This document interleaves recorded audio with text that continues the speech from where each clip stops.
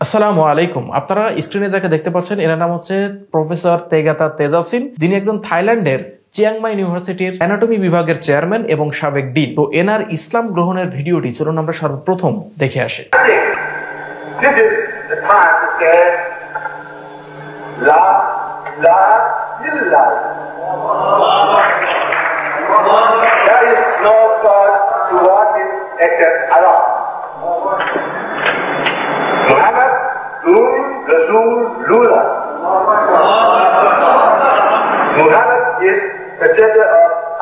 এটা হচ্ছে সৌদি আরবের রিয়াদে অনুষ্ঠিত একটি মেডিকেল কনফারেন্সের মধ্যে অনেক ডাক্তারের সামনে তিনি ইসলাম গ্রহণ করেন বা শাহাদা পাঠ করেন। যদিও তার শাহাদা পাঠটা ছিল একটু অস্পষ্ট মতো, কিন্তু তিনি তার নিজের মতো করে চেষ্টা করে সবার সামনে শাহাদা পাঠ করে ইসলাম গ্রহণ করেন। আজকে তার ইসলাম গ্রহণের কাহিনীটি বর্ণনা করব এবং আপনি চমকে উঠবেন যে একটা মানুষ কতটা ডিপলি চিন্তা করতে পারে এবং জ্ঞানীরা আসলে কতটুকু সেন্স পেলেই তারা ইসলামের প্রতি আকৃষ্ট হয়। প্রফেসর তেগাতা তেজাসিন তিনি ছিলেন একজন বৌদ্ধ ধর্মাবলম্বী। তো তিনি যখন সপ্তম কনফারেন্সে আসেন, সৌদি আরবের রিয়াদে অনুষ্ঠিত সপ্তম মেডিকেল কনফারেন্সে আসেন, তখন তাকে কিছু গুরুত্বপূর্ণ ইনফরমেশন দেওয়া হয়। তাকে বলা হয় যে পবিত্র কোরআনের মধ্যে কিছু বৈজ্ঞানিক বিষয় রয়েছে, অ্যানাটমি বিষয়ে কিছু বৈজ্ঞানিক বিষয় রয়েছে যেটা আপনাকে হেল্প করবে।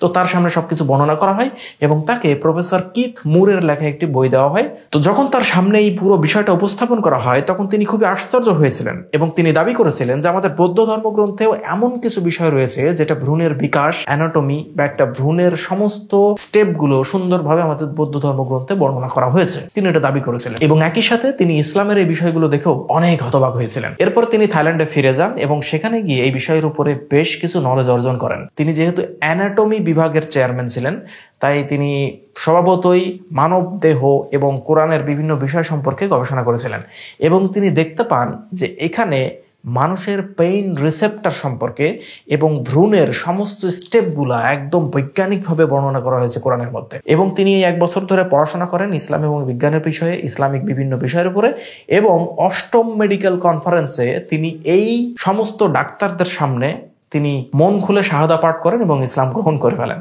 তিনি যখন 7ম কনফারেন্স শেষ করে থাইল্যান্ডে ফেরত আসেন তখন তিনি এই বিষয়ের উপর অনেকগুলো আলোচনা করেন তার ছাত্রদের সামনে। তো এই আলোচনার মধ্যে, কয়েকটা আলোচনার মধ্যে প্রায় 5 জন ছাত্র তার ইসলাম গ্রহণ করে ফেলেছিল। তো তিনি যে বিষয়ের উপরে খুবই আনন্দিত হয়েছিলেন, যে বিষয়টা জানতে পারে, সেটা হচ্ছে মানুষের পেইন রিসেপ্টর এবং কোরআন। আসলে এখানে কি বলা হয়েছে দেখুন, আপনারা যদি সূরা আন-নিসার 56 নম্বর আয়াত খেয়াল করেন তাহলে এখানে দেখবেন যে আল্লাহ তাআলা বলছেন, তো জাহান্নামে যখন মানুষকে পোড়ানো হবে তখন কিছুক্ষণ পরপরই তাদের নতুন চামড়া দেওয়া হবে। যখনই তাদের এই চামড়াটা পুড়ে যাবে তখনই তাদের আবার নতুন চামড়া দেওয়া হবে। এর মধ্যে রয়েছে আসল খেলাটা। দেখেন, মেডিকেল সায়েন্স আগে আমাদেরকে বলতো যে মানুষের ব্যথা আসলে অনুভূত হয় মস্তিষ্কে।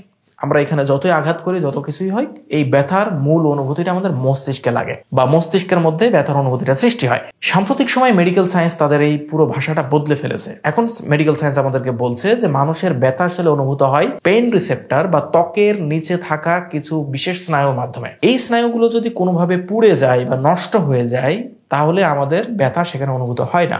এই কারণে ডাক্তাররা যখন কোনো বার্ন ইউনিটের রোগীকে পরীক্ষা করেন তখন পিন ফুটিয়ে দেখেন যে আসলে এই রোগের পেইন রিসেপ্টর ঠিক আছে কিনা। যদি পেইন রিসেপ্টর ঠিক থাকে তাহলে রোগী ব্যথা পাবে, না হলে পাবে না। জাহান্নামের ক্ষেত্রেও আল্লাহ সুবহানাহু ওয়া তাআলা বলছেন, যখন মানুষের চামড়া পুড়ে যাবে তখন তো আর মানুষ এই অনুভূতিটা পাবে না। তাকে পোড়ানো হচ্ছে কিন্তু সে ওই শাস্তি আস্বাদন করতে পারছে না, তাহলে তো পুড়িয়ে আর কোনো লাভ নেই।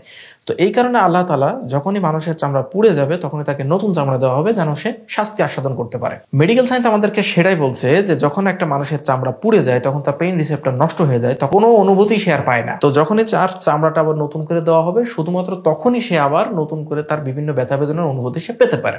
এটা আধুনিক বিজ্ঞানের সাথে পবিত্র কোরআনে একেবারে হুবহু সামঞ্জস্যপূর্ণ। এরকম আরো অনেকগুলো বিষয়ের উপর গবেষণা করে প্রফেসর তেগাতা তেজাসিন অকপটে ইসলাম গ্রহণ করেন এবং সমস্ত মানুষের সামনে শাহাদা পাঠ করেন। তো কেমন লাগলো আজকের এই ইসলাম গ্রহণের ঘটনাটি অবশ্যই কমেন্ট করে জানাবেন। দেখা হচ্ছে পরে কোনো ভিডিওতে ইনশাআল্লাহ। আসসালামু আলাইকুম ওয়া রাহমাতুল্লাহি ওয়া বারাকাতুহু।